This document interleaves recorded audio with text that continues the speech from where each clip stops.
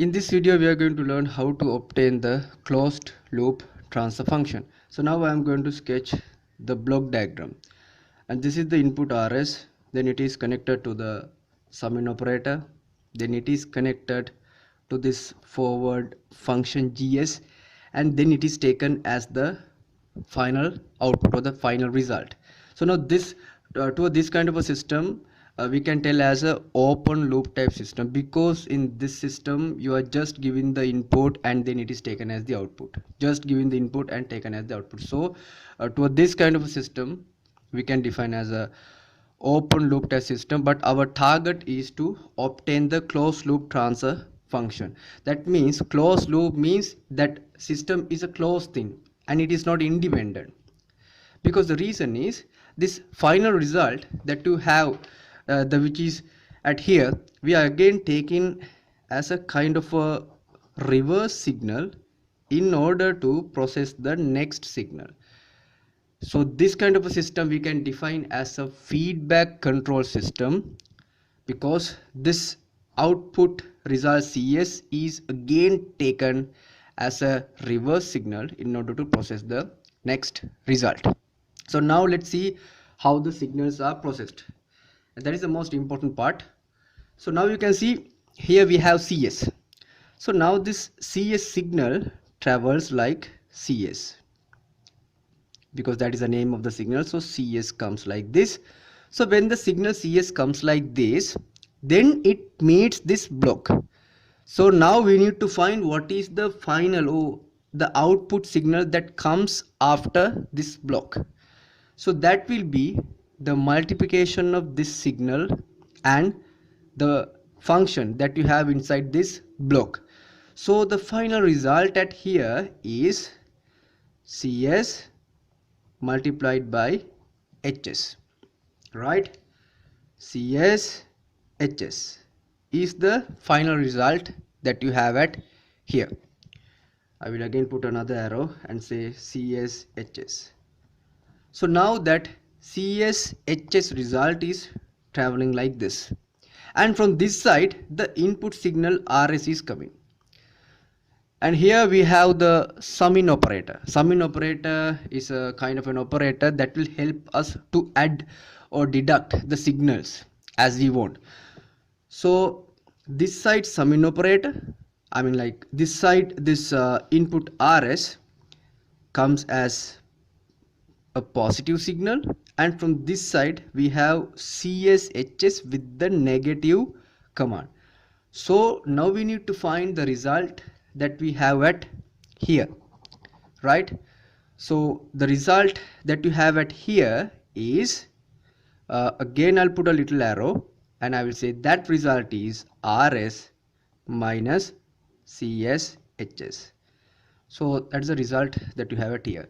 So that signal is traveling like this, right? So once it travels like this, it meets this signal, not signal, this block GS, or this forward function GS, right? The function that you have inside this block is what you call the forward function, right? And this is a block.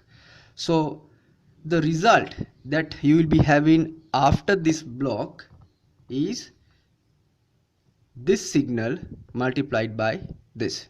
So now the result that comes after here I can indicate by an arrow.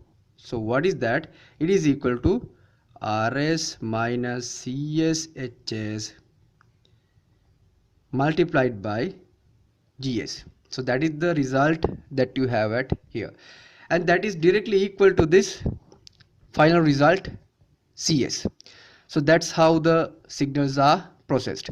So now the ratio of this output, the ratio of output to input signal in this kind of a system, because this is closed back type, so the ratio of output and input of this kind of a system we can tell as closed loop transfer function. So it is very important to get to know about how the signals are processed.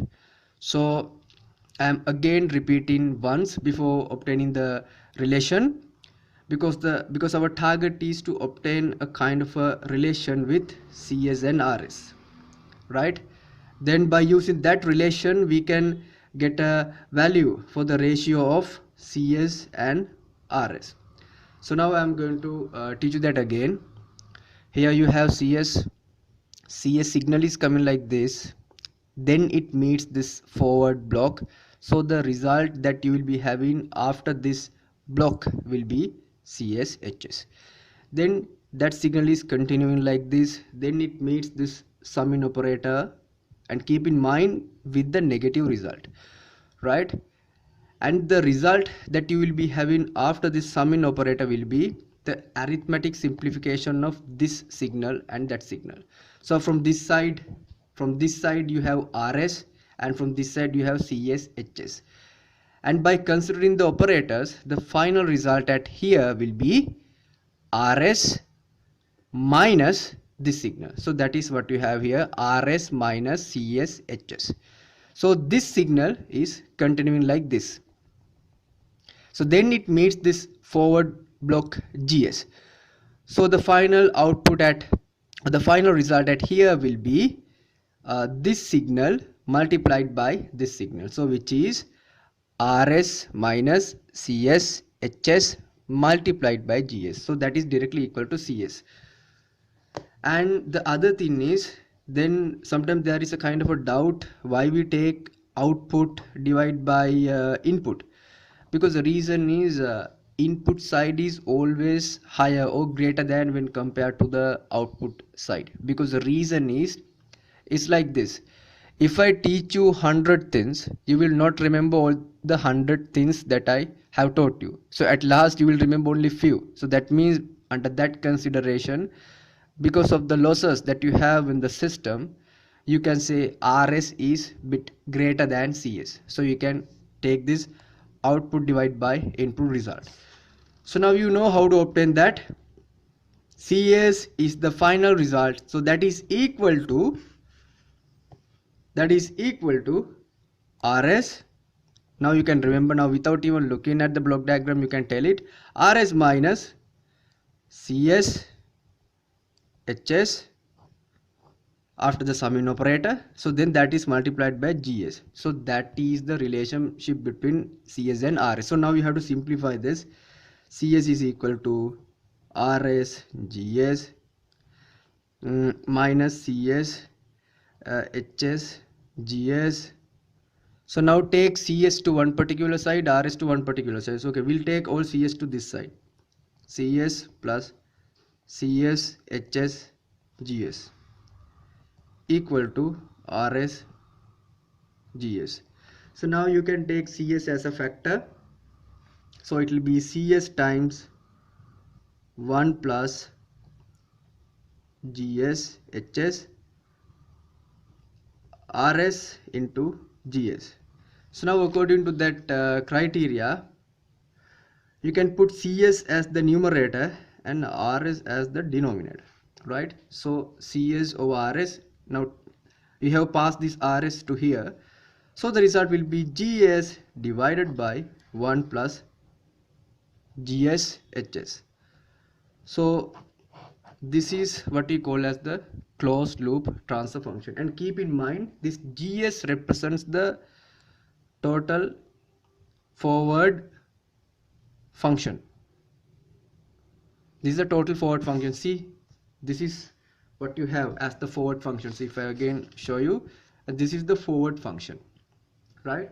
And this is the reverse function or the feedback function, because this function we are using as a help in order to generate the feedback signal, right? So this is the total forward function, this is the feedback function, and this is the desired output, and this is the input.